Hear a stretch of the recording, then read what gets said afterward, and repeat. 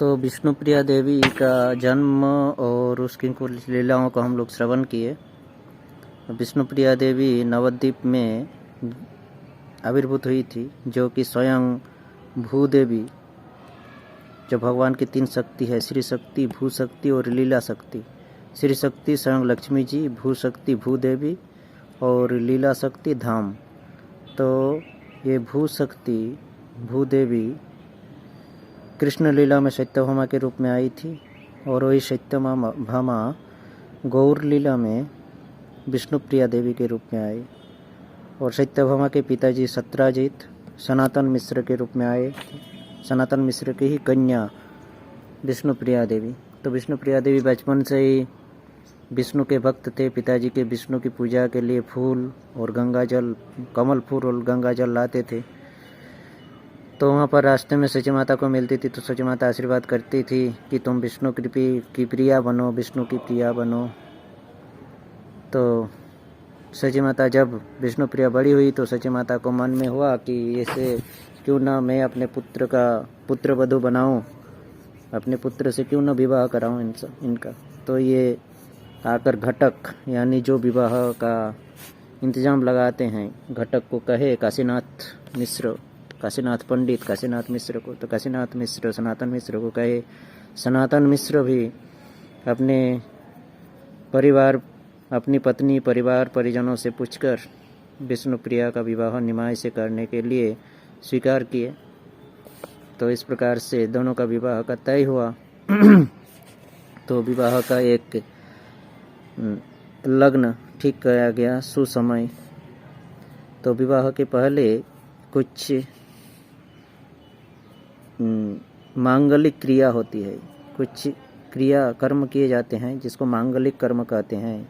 जैसे हम किसी बड़े फेस्टिवल को मनाते हैं, जन्माष्टमी, राधाष्टमी आदि, तो जन्माष्टमी के पहले दिन हम लोग मंदिर में अधिवास करते हैं। तो उस फेस्टिवल का जो होने वाला है दूसरे दिन, उस फेस्टिवल का अधिवास का मतलब होता है उस फेस्टिवल का जो प्रोग्राम होने वाला है, उस प्रोग्राम का मतलब आह्वान करना उस प्रोग्राम को, और दूसरी ओर उस प्रोग्राम को अच्छे से हो, अच्छे से हम लोग उस प्रोग्राम को कंप्लीट कर पाएँ।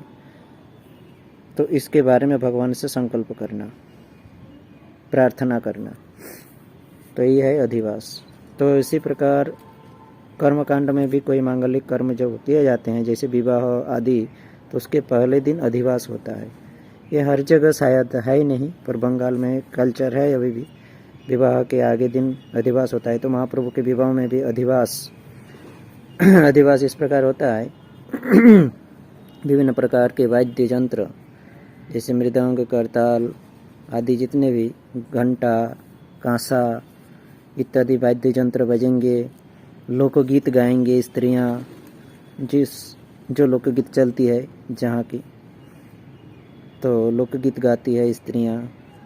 और जिनका विवाह है, तो ये दोनों कर्म दोनों ओर चलता है। कन्या के घर में भी होता है और पुत्र के, लड़के के घर में भी होता है। पुत्र कन्या दोनों के घर में होता है ये अधिवास, विवाह के पहले दिन। तो सब कोई पुत्र और कन्या को आशीर्वाद करते हैं, जैसे धान, दुर्वा घास होता है एक प्रकार का, वो घास और धान सर में रखकर आशीर्वाद करते हैं। और जो विभिन्न देव देवी की मंदिर होती है, उन मंदिरों में पूजा इत्यादि करके फिर प्रार्थना किए जाते हैं उन देवी देवताओं से कि ये मांगलिक कार्य को सुसंपन्न करें।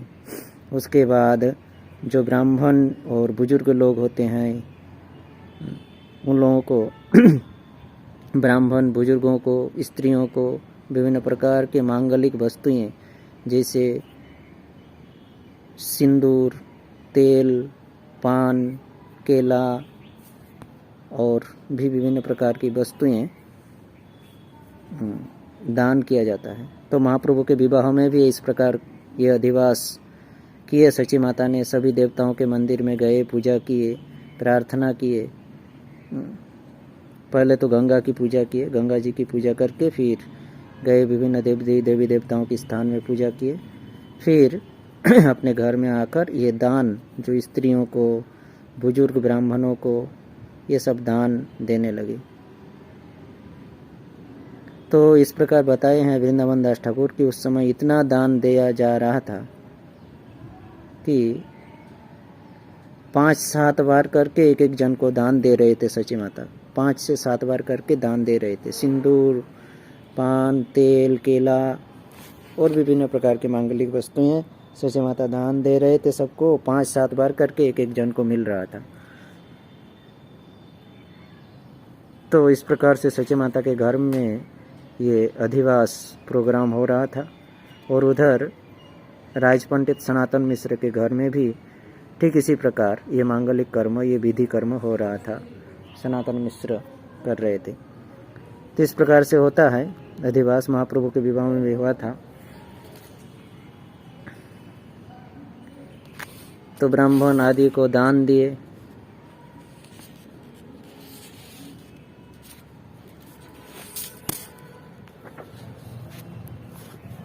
तो इस प्रकार से जब दान चल रहा था, दान दे रहे थे सची माता, तो उसमें से कोई ब्राह्मण लोभी थे।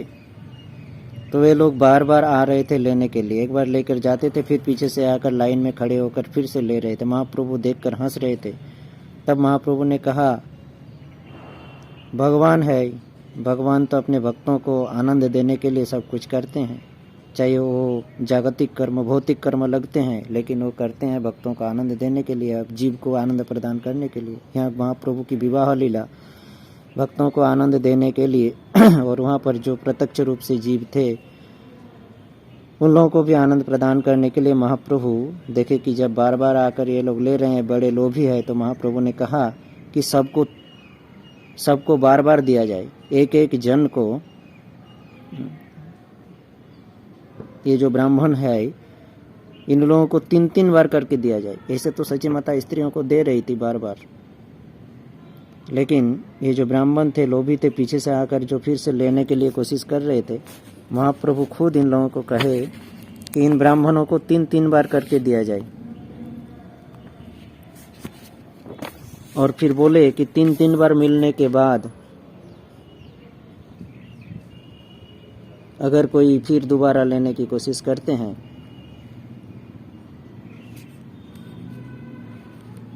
तो ये जो 3 बार दान करने के लिए घोषणा किए महाप्रभु, इनके पीछे और एक थे कि ये लोग ब्राह्मण है, सबको इन लोगों को सम्मान देते हैं। तो अगर कोई ऐसे लोग देख ले कि ये ब्राह्मण इतने सम्मान व्यक्ति, ये 3-3, 2-2 पीछे से आकर बार बार से लेने के लिए कोशिश कर रहे हैं, कितनी लोभी है। तो इस प्रकार से उनका असम्मान न हो, उनके लिए बातें न बनाएं। तो परमार्थ दोष इसको कहा जाता है। परमार्थ दोष न हो इसका, इसलिए महाप्रभु ने इस प्रकार किए कि इन लोगों को 3-3 बार करके दिया जाए। 3-3 बार दिया जाएगा तो ये लोग आनंदित होंगे, हर्षित होंगे, और फिर हर्षित भी होंगे और लज्जित होकर फिर बार बार लेने की कोशिश नहीं करेंगे। तो ये सोचकर महाप्रभु इस प्रकार किए। भक्तों को सुरक्षा करने के लिए और आनंद प्रदान करने के लिए तो भगवान इस प्रकार से लीलाएं करते हैं, भौतिक लीलाएं। महाप्रभु ठीक इसी प्रकार किए हैं। अपनी विष्णु माया के द्वारा, विष्णु माया के प्रभाव से कोई पहचान नहीं पा रहे थे। तो इस प्रकार से ये अधिवास कर्म संपन्न हुआ। अधिवास कर्म संपन्न होने के बाद महाप्रभु, तब तक दोपहर हो गए, तो महाप्रभु इस समय थोड़ा अवसर मिला। दोपहर हो गए, ये कर्म, मांगलिक कर्म सब संपूर्ण हुआ। तो महाप्रभु दोपहर जब अवसर मिला महाप्रभु को, तो थोड़ा रेस्ट लिया महाप्रभु। और फिर रेस्ट लेने के बाद फिर अपराह्न के समय, शाम के समय महाप्रभु को फिर से जो आगे की काम कुछ बाकी था, मांगलिक काम, वो सारे सब संपन्न करने लगे।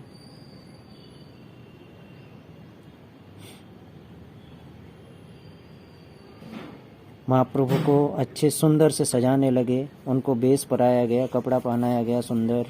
उनके श्री अंग में चंदन लेपन किया गया और उस चंदन के बीच बीच में गंध द्रव्य अर्धचंद्राकृति, यानी चांद जब पूर्ण नहीं रहता है, जैसे कि पूर्णिमा के दिन चांद पूरा गोल रहता है और पूर्णिमा के बाद से चांद धीरे धीरे कम होना शुरू करते हैं, तो ये अर्धचंद्राकृति कटा हुआ चांद, आधा चांद के निशान, आधा चांद की आकृति के जैसा ललाट में यानी फॉरहेड में चंदन लेपन किए और उसके बीच बीच में गंध द्रव्य का तिलक, अर्धचंद्राकृति और अर्धचंद्राकृति के बीच में गंध द्रव्य जैसे कि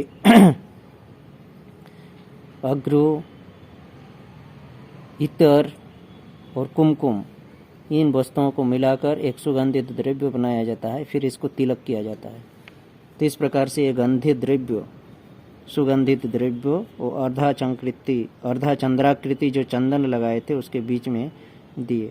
फिर महाप्रभु के सर में मुकुट पहनाए और सुगंधित पुष्पों से बनाया हुआ खूब बहुत ही सुंदर हार महाप्रभु को पहनाया गया और महाप्रभु को सूक्ष्म पीत वस्त्र त्रिकच्छ बनाकर पहनाया गया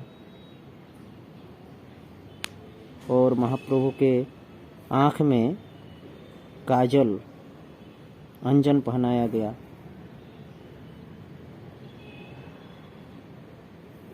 इस प्रकार और महाप्रभु के कान में सुवर्ण सोने की कुंडल, हाथ में विभिन्न प्रकार के रत्नों के द्वारा बनाया हुआ बाहुबंध, इस प्रकार से विभिन्न प्रकार अलंकारों के द्वारा महाप्रभु को सजाए गए। जब महाप्रभु सज गए तो महाप्रभु को देखकर लग रहे थे कि साक्षात ईश्वर मूर्तिमंत खड़े हैं। नवद्वीप की जो नारी थी, भगवान महाप्रभु के इस ईश्वरीय मूर्ति को देखकर अपने आप को भूल गई थी, वे लोग मुग्ध हो गई थी। तो इस प्रकार से इस कार्य को करते करते भगवान को, महाप्रभु को सजाते सजाते लगभग शाम हो चुका, सूरज ढलने का समय था, गोधूली का समय। तो सब कोई कहे कि देखो अभी गोधूली शाम हो गया, तो अभी अच्छा है यात्रा करना, विवाह के लिए यात्रा करना विषय अच्छा है। तो यहाँ पर वृंदावन दास ठाकुर लिख रहे हैं, कन्या गृहे जाइवेन गोधूली कोरिया। गोधूली यानी शाम के समय महाप्रभु कन्या के घर में यानी विष्णुप्रिया देवी के घर में जाएंगे। तब दिव्य बुद्धिमंत खान जो थे, जो कि ये विवाह का पूर्ण भार अपने ऊपर लिया था, खर्चा का पूरा भार लिए थे, बुद्धिमंत खान एक सुंदर सा पालकी भगवान के लिए लाए, उपस्थापन किए और विभिन्न प्रकार के बाजा बजाने वाले, गीत गाने वाले और नृत्य करने वाले सब बुद्धिमंत खान सबको लेकर आए और वहाँ पर सुंदर सुंदर बाजा बज रहा था, लोकगीति चल रहा था, नर्तकियाँ जो थी वो नर्तक कर रही थी,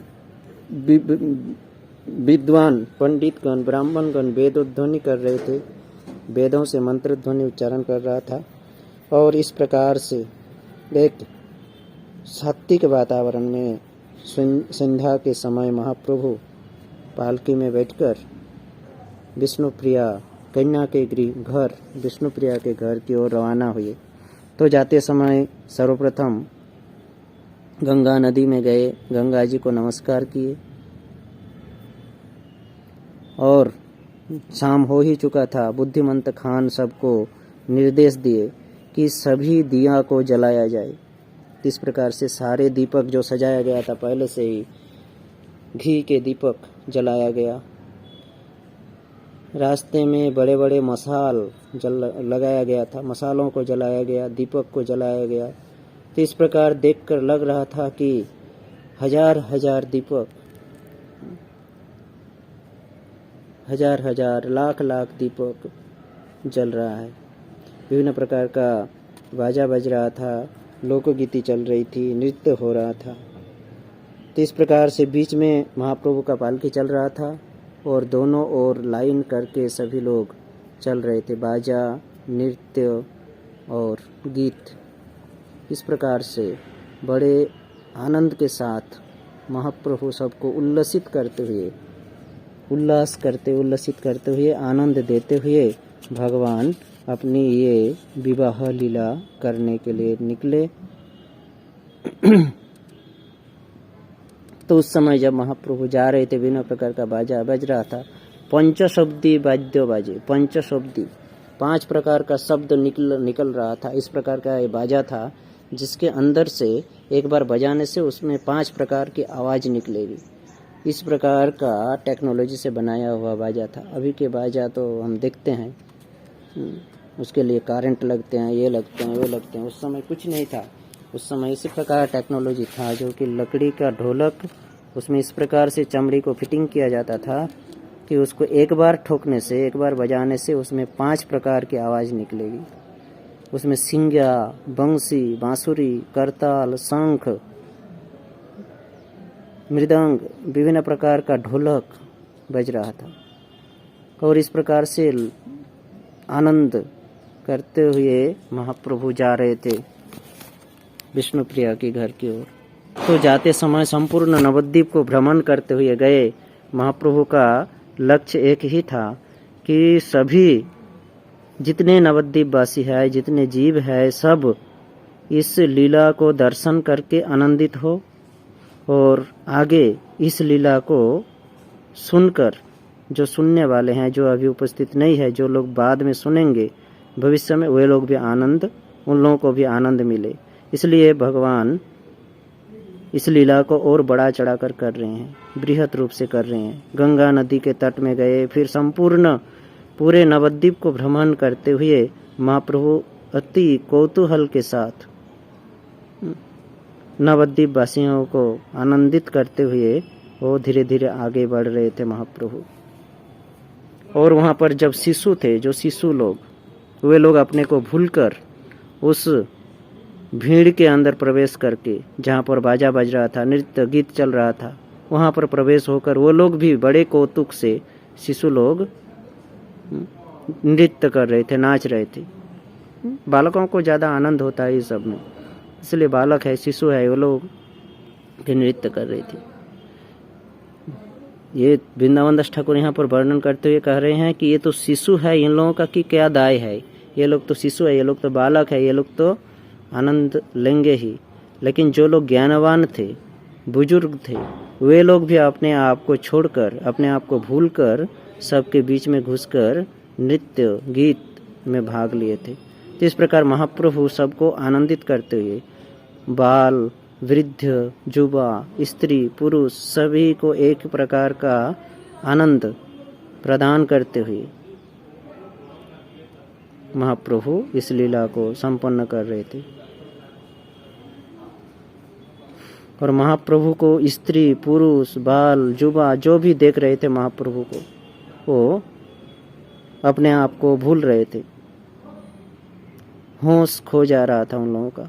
महाप्रभु जब इस प्रकार के नवद्वीप के नगर में भ्रमण कर रहे थे, तो जिनके घर में रूपवती कन्या थी, वे लोग सोच रहे थे कि ओह, हम लोग कितना दुर्भागा है, घर में सुंदरी कन्या रहते हुए भी ये निमाई के जैसे पुत्र को प्रदान नहीं कर पाया।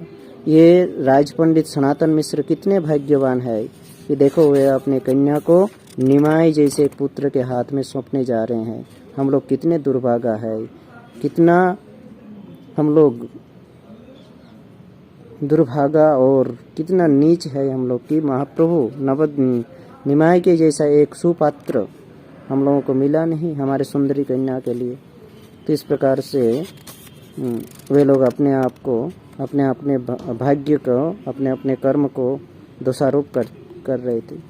तो इस प्रकार से रंग देते हुए सबको, जो जिस प्रकार के व्यक्ति थे उसको इस प्रकार से आनंद देते हुए, रंग देते हुए, रंगनाथ जी है स्वयं, रंग देते हुए इस प्रकार से आगे बढ़ रहे थे।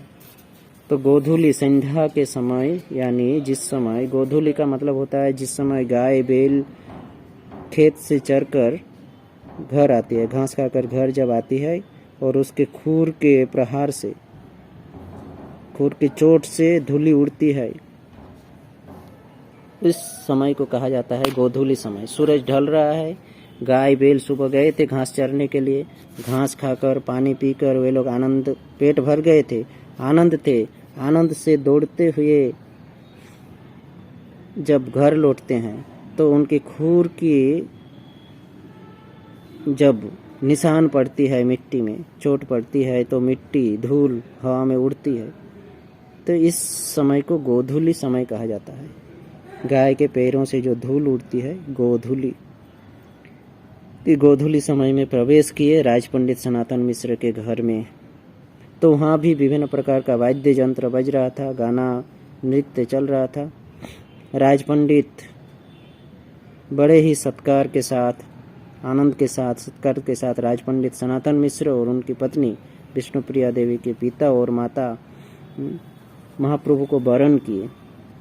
पात्र जब जाते हैं कन्या के घर में विवाह करने के लिए, तो उनको जब पहुंचते हैं कन्या के घर तो वहाँ पर उनको वरण किया जाता है। वरण मतलब वेलकम किया जाता है। जैसे कोई बड़े सीनियर कोई आते हैं हमारे मंदिर में, गुरु महाराज इत्यादि, तो उनको हम लोग वेलकम करते हैं, स्वागत करते हैं।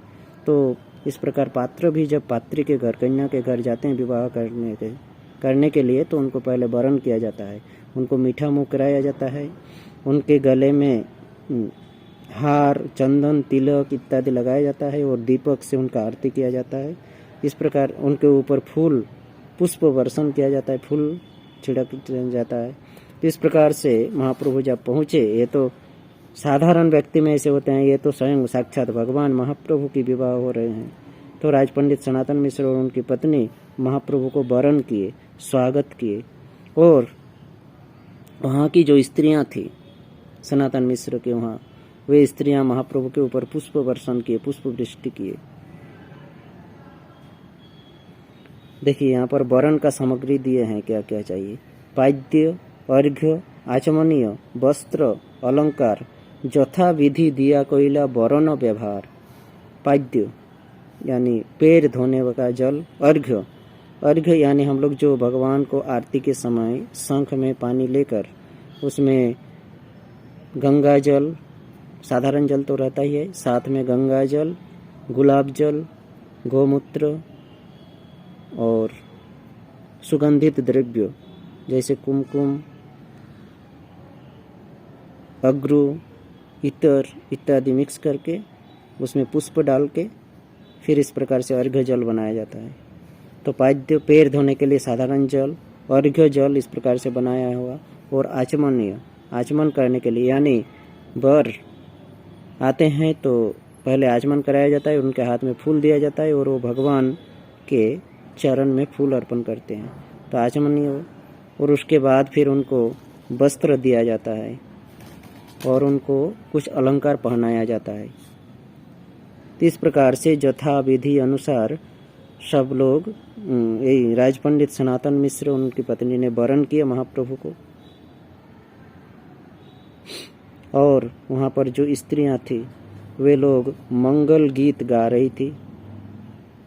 महाप्रभु के श्रीमस्तक में धान्य दुर्वा, धान यानी बिना छिलका निकाला हुआ चावल और दुर्वा घास मिश्रण करके महाप्रभु के मस्तक में रखकर आशीर्वाद किए। और सप्तो घृतेर प्रदीपे आरती करिला, घी के साथ दिया जलाकर महाप्रभु का आरती किया गया। इस प्रकार से महाप्रभु का स्वागत किया गया, वरण किया गया। और महाप्रभु को फिर बैठने के लिए आसन दिया गया, सुंदर आसन में महाप्रभु विराजमान हुए।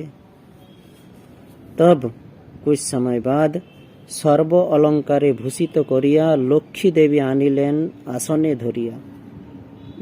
अब जब हम जानते हैं कि विवाह के समय फिर कन्या को लाया जाता है, कन्या को अच्छे से सुसज्जित करके, अच्छे वस्त्र अलंकार से सुसज्जित करके उनको एक आसन में बैठाकर, पीढ़ी लकड़ी का बनाया हुआ पीढ़ी या इत्यादि में बैठाकर कन्या को लाया जाता है वर के पास, पुत्र के पास, वर के पास।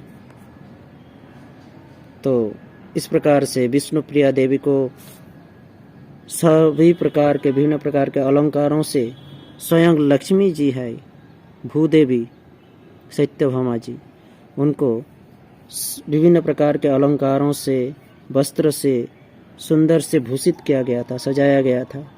और इस प्रकार से लक्ष्मी देवी को यहाँ पर कह रहे हैं, लक्ष्मी देवी आनिलेन आसन्ने धोरिया, लक्ष्मी देवी को लेकर आए आसन के साथ उठाकर।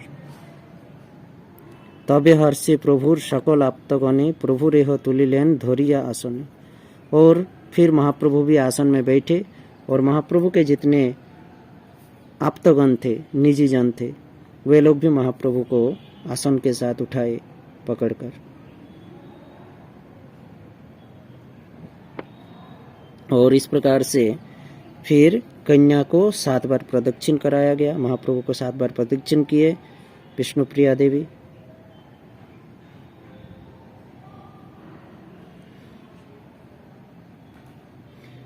तो इस प्रकार से लक्ष्मी देवी को प्रदक्षिण किए महाप्रभु को।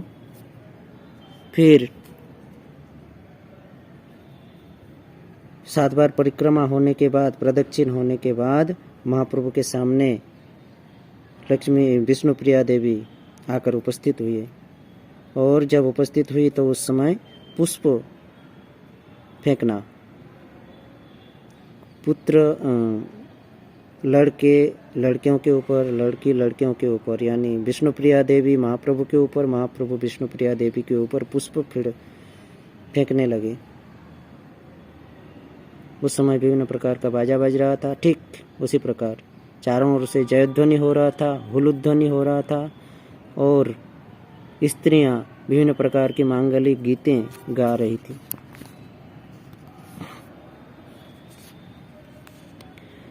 अब लक्ष्मी जगन्माता विष्णुप्रिया देवी सबसे पहले महाप्रभु के चरण में फूल की माला अर्पण किए। तब उस समय महाप्रभु मुस्कुराकर, थोड़ा सा मुस्कुराए और अपने गले से माला उतारकर विष्णुप्रिया देवी के गले में पहनाए। फिर विष्णुप्रिया देवी महाप्रभु के गले में माला पहनाए और फिर पुष्प वर्षण होने लगा। एक दूसरे के ऊपर फूल फेंका गया। बड़े कौतूहल के साथ महाप्रभु ये अपने विवाह कार्य को सुसंपन्न कर रहे थे। और उसी समय जब महाप्रभु और विष्णुप्रिया देवी, स्वयं लक्ष्मी और नारायण का विवाह हो रहा था, ब्रह्मा आदि सभी देवगण आकर अलक्षित रूप से पुष्प वर्षण कर रहे थे। स्वर्गलोक से ब्रह्मा विष्णु आदि देवता लोग, सब ब्रह्मा आदि देवता जितने थे, इंद्र वरुण चंद्र, सब आ गए थे और आकर वहां पर छुपकर वे लोग पुष्प वर्षण कर रहे थे। इतना पुष्प वर्षण हो रहा था, लक्ष्मी नारायण दोनों पुष्प में ढक गए थे। जिस प्रकार हम लोग अभिषेक के बाद अभिषेक करते हैं, पुष्प वर्षण करते हैं, विग्रह ढक जाता है, उसी प्रकार लक्ष्मी नारायण यहाँ साक्षात खड़े हैं। विवाह ब्रह्मा आदि देवताएं, सभी स्वर्गलोक से देवताएं आकर पुष्प वर्षण कर रहे थे।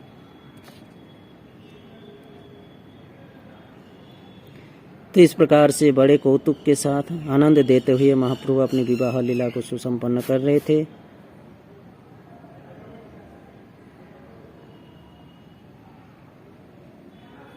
और इस प्रकार से जब विवाह कार्य सुसंपन्न हुआ तो फिर विवाह के बाद थोड़ा हास्य रसिक चलता है।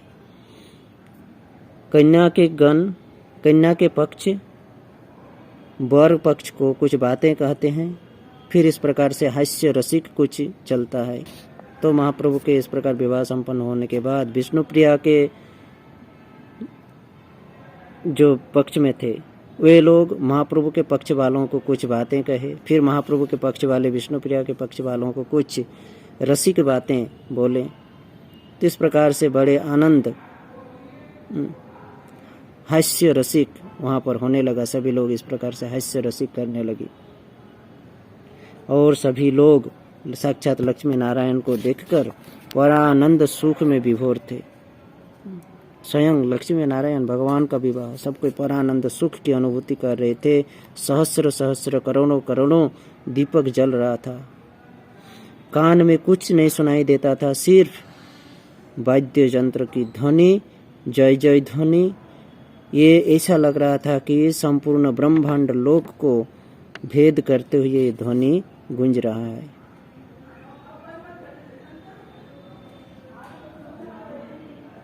इस प्रकार से मुख चंद्रिका कोरी रंगे मुख चंद्रिका यानी मुख को ढककर विष्णु प्रिया देवी महाप्रभु के पास में बैठे और तब राज पंडित सनातन मिश्र अत्यंत हर्षित होकर आनंदित के साथ संप्रदान करने के लिए कन्या संप्रदान करने के लिए बैठे। पाद्य अर्घ्य आचमनीय जथा विधिमत करके राज पंडित सनातन मिश्र विष्णु प्रीति काम्य करी श्री लक्ष्मीर पिता प्रभुर श्री हस्ते समर्पिलेन दुहिता यानी कन्या और लक्ष्मी के पिता यानी सनातन मिश्र विष्णु प्रीति काम्य करी यानी भगवान विष्णु के भक्त थे। भगवान विष्णु को स्मरण करते हुए प्रार्थना करते हुए स्वयं लक्ष्मी जी की जो पिता है सनातन मिश्र विष्णु प्रिया देवी के पिता विष्णु प्रिया देवी को महाप्रभु के श्री हस्त में समर्पण किए कन्या संप्रदान। और अब संप्रदान करने के बाद कुछ दान दिया जाता है। सनातन मिश्र तब फिर कन्या संप्रदान करने के बाद कुछ दान प्रदान किए। क्या क्या दान? तबे दिव्यो धेनु भूमि सज्जा दासी दास अनेक যৌতুক दिया कोरिला उल्लास। दिव्य भूमि दिव्यो धेनु यानी गाभी, दिव्य गाभी यानी दूध अच्छे से दे, अच्छे दुग्ध वाले गाभी, कुछ भूमि सज्जा यानी सोने के लिए वस्त्र या सामान, और दास दासियां, ये दान दिए सनातन मिश्र। लक्ष्मी बसाइलेन प्रभुर बाम पासे होम कर्म करिते लागिला तब से। और इस प्रकार से सब कुछ कन्या संप्रदान दान प्रदान करने के बाद लक्ष्मी विष्णु प्रिया देवी को महाप्रभु के बाएं यानी लेफ्ट हैंड साइड में बैठाकर होम यज्ञ इत्यादि करने लगी। वेदाचार और लोकाचार के मत अनुसार राज पंडित सनातन मिश्र ब्राह्मणों के नियम, पंडितों के नियम और मतों के अनुसार इस कार्य को सुसंपन्न करने लगी। और इस प्रकार जब सब कुछ वेदाचार लोकाचार सब कुछ संपूर्ण हो गया तो वर और कन्या को घर में ले गए, यानी जिसको क्या कहते हैं हम लोग बासर घर कहते हैं। तो लेकर गए वर और कन्या को। विवाह के बाद जहाँ पर वर और कन्या पुत्र यानी वर और वधू पुत्र और कन्या एक घर में रहते हैं, विवाह के बाद उसको उस घर में बासर घर कहते हैं उसको, वहाँ पर लेकर गए वर और कन्या को। वैकुंठ होइलो राज पंडित आवास से। ऐसा लग रहा था कि राज पंडित सनातन मिश्र का जो आवास गृह था वो वैकुंठ में परिणत हो गया। और इस प्रकार से जब वर और कन्या दोनों घर में चले गए अंदर, तो सब कोई भोजन करने के लिए गए। भोजन करिया सुखे रात्रि सुमंगले लक्ष्मी कृष्ण एकत्र रोहिला कुतूहले। और इधर लक्ष्मी और कृष्ण, स्वयं लक्ष्मी और कृष्ण एक साथ भोजन किए और बड़े कौतूहल के साथ रात्रि बिताए। सनातन पंडितेर गोष्ठीर सहिते जे सुख होइल ताहा के क्वारे कहिते। वृंदावन दास ठाकुर कह रहे हैं, इस प्रकार महाप्रभु के विवाह में, विष्णुप्रिया देवी के विवाह में, सनातन पंडित के इस गोष्ठी में यानी सनातन पंडित के नेतृत्व में जो आनंद हुआ, जो सुख मिला, ये कौन कह सकता है। ठीक उसी प्रकार जिस प्रकार भाग्यवंत थे नग्नजीत, जनक, भीष्मक, जाम्बुवंत, पूर्व में ये लोग जैसे भाग्यवंत बने थे। नग्नजीत अपने कन्या को कृष्ण को समर्पण करके, जनक अपने कन्या सीता माता को रामचंद्र के हाथ में समर्पण करके, भीष्मक अपनी पुत्री अपनी कन्या कृष्ण को समर्पण करके, जाम्बुवंत अपनी कन्या जाम्बुवती को कृष्ण को समर्पण करके जिस प्रकार भाग्यवंत बने थे, ठीक आज उसी प्रकार राज पंडित सनातन मिश्र अपनी कन्या विष्णुप्रिया को महाप्रभु के हाथ में समर्पण करके महाभाग्यवान बने।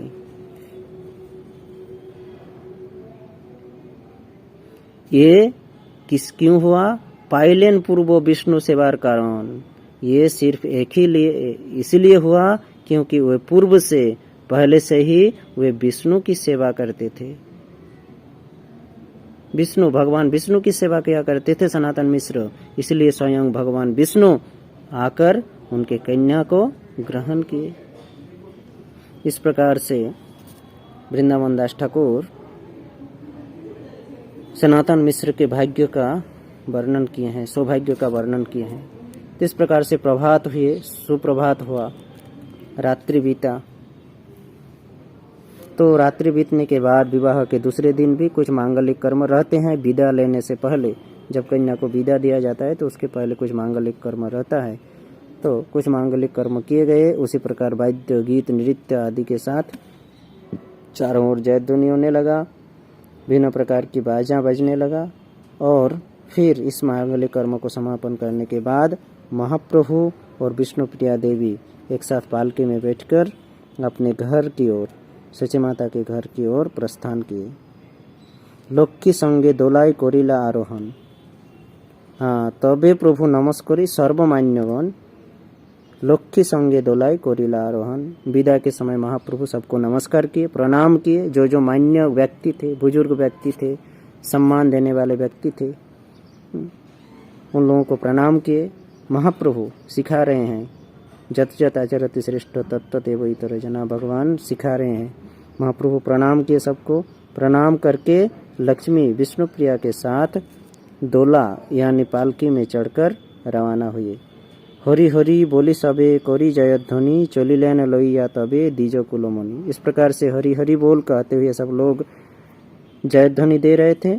और इस प्रकार द्विज कुलमणि, द्विज यानी ब्राह्मण, ब्राह्मण कुल के जो मणि है, वो ब्राह्मण कुल के मणि महाप्रभु चलने लगे। इस प्रकार से विवाह कार्य संपन्न करके अपने घर को लौटने लगे। पथे जत लोक देखे चलिया आसिते, धन्य धन्य सभे प्रशंसे बहुमते। तो रास्ते में जब महाप्रभु आ रहे थे, सब कोई दर्शन कर रहे थे नए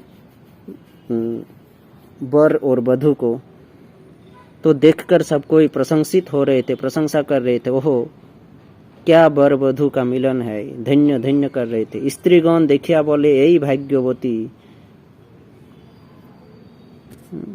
तो इस प्रकार से महाप्रभु जब रास्ते में लौट रहे थे तो सब कोई देखकर हर्षित हो रहे थे, आनंदित हो रहे थे और प्रशंसा कर रहे थे महाप्रभु और विष्णुप्रिया देवी की। तो इस प्रकार से महाप्रभु सभी को आनंद प्रदान करते हुए घर लौट रहे थे। तो इस प्रकार से सबको आनंद प्रदान किए, अपनी विवाह की लीला को संपन्न किए। अभी महाप्रभु घर लौट रहे हैं। तो आगे जो हुआ, घर लौटते समय सब कोई महाप्रभु और विष्णुप्रिया देवी को दर्शन करके सबकी दशा और सबकी भावना में क्या परिवर्तन हुआ, किस प्रकार की भावना हुआ, उसको हम लोग आगे श्रवण करेंगे। हरे कृष्ण।